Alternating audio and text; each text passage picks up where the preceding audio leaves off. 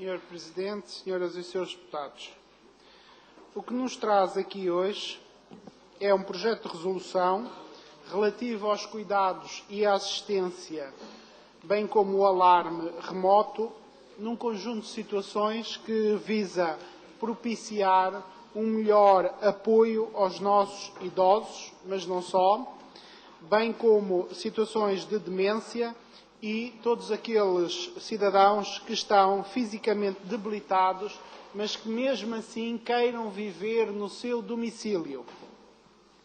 Portanto, queremos potenciar qualidade de vida para esses cidadãos nas suas casas, junto dos seus e junto do ambiente que sempre os rodearam.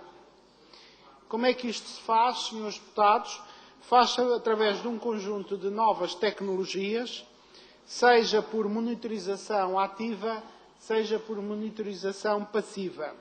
A ativa com a interface do próprio idoso, do próprio cidadão debilitado, de uma forma ativa, ou de uma forma passiva, portanto com a interface, ou de uma forma ativa, se houver uma monitorização externa, independentemente da ação do próprio monitorizado. Basicamente, o que queremos é criar uma conexão muito rápida entre quem precisa de apoio e quem tem o apoio.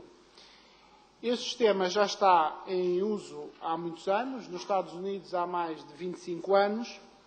Entretanto, acabou por chegar à Europa. As primeiras experiências são no Reino Unido, há cerca de 12 anos. E, portanto, temos aqui um mecanismo muito útil para apoio aos nossos idosos e não só. Preciso fazer aqui uma distinção muito grande entre o que é apoio, teleapoio, telealarme, do que é telemedicina.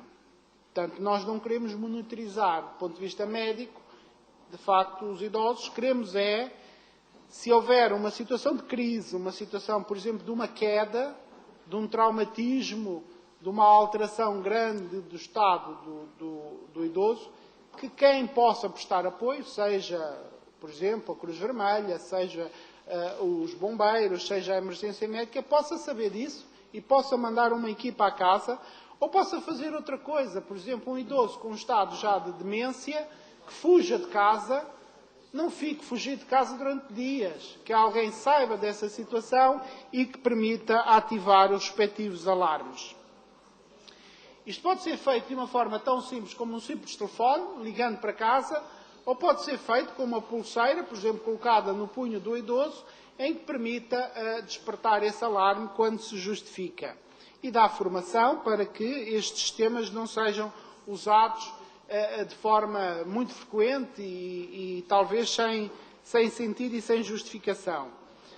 Basicamente, o que é que queremos monitorizar? O estado de consciência e a localização do idoso, a existência de quedas, que são muito frequentes nestas idades, porque, como sabem, não só há menos motricidade, como há alterações da própria consciência da pessoa e do nível de alerta da pessoa, situações de desequilíbrio, mas também situações mais preocupantes, como sejam inundações, fogo, situações de libertação de gás, situações de fuga de casa, nos quadros demenciais, mas também uma monitorização psicológica do próprio idoso. E, obviamente, coordenando aqui com o próprio apoio domiciliário que muitos deles têm e, felizmente, que têm. O Reino Unido fez um estudo no início da década passada, muito rigoroso, em que considerou a avaliação de 3.450 situações, 3.450 idosos ou cidadãos de alguma forma incapacitados do ponto de vista físico, mas que queriam viver no seu domicílio, e este estudo concluiu que a taxa de mortalidade durante o período teve uma melhoria de 45% em relação a um grupo de controle que não tinha este apoio. O número de idas ao serviço de urgência reduziu-se em 20%. Mas o principal benefício deste sistema foi que, na avaliação que os idosos faziam, tinham uma melhoria muito grande do estado de satisfação e na forma como qualificavam a sua qualidade de vida. E, portanto, está intimamente ligado não só com essa situação de garantia e de segurança, mas também, de alguma forma, mitigar as situações de solidão. O Reino Unido prevê, durante este período até 2017, estender estes apoios a cerca de 3,5 milhões de idosos e incapacitados ingleses. Portugal, esse sistema começou a funcionar, inicialmente com um protocolo entre a Portugal Telecom, aliás, a Fundação Portugal Telecom, e o Programa de Apoio Integrado a Idosos. Depois foi-se estendido à Cruz Vermelha e chegou também à Madeira, onde já existe, com uma boa experiência. Este sistema, neste momento, tem, a nível do território nacional, parcerias com 67 entidades que já participam de uma forma ou de outra com um ou com outro sistema, para além de todos os particulares que voluntariamente e pagando têm este tipo de serviços. Devo referir, nomeadamente relativamente às quedas que acontecem, muitos destes idosos, como sabem, têm osteoporose, têm dificuldades de visão, têm dificuldades de equilíbrio e, por exemplo, uma fratura do colo de fémur tem, aos 80 anos, uma mortalidade nas melhores séries, nos melhores países, superiores a 20%. Em Portugal, provavelmente, poderá aproximar-se de 40%, quando considerado o nível de avaliação de um ano. Ou seja, um idoso que tem uma queda e cai em casa e não tem o devido apoio imediato, poderá só 3 em cada 5 estar vivos ao fim de um ano, porque nessa idade deixar de andar significa muitas vezes estar acamado, e estar acamado dessas idades significa vir a morrer de outro tipo de complicações. Nós temos na região autónoma da Madeira cerca de 19% da população idosa com mais de 65 anos a viver sozinha. E se considerarmos a população idosa que não vive sozinha, mas vive com um cônjuge ou com um companheiro mais ou menos da mesma idade, são mais 26%. E praticamente metade da população vive numa situação de pouco acompanhamento e de pouca monitorização, para além da marca que eu aqui referi relativamente à solidão.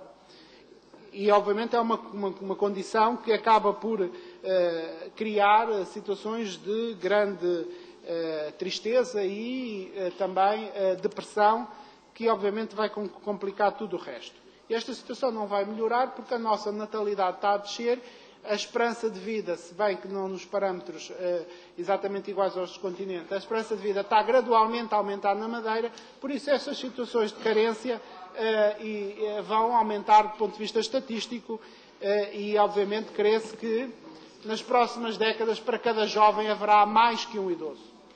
E isso, obviamente, temos que nos preocupar. Havendo esta possibilidade de apoio tecnológico, devemos apoiar, e este projeto de resolução significa o quê? Significa que o CDS reconhece o trabalho que está a ser feito, mas acha que é preciso um incentivo adicional.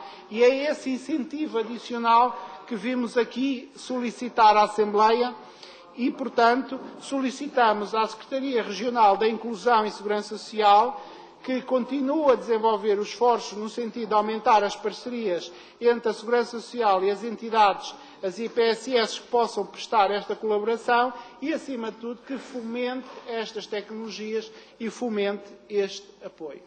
Obrigado.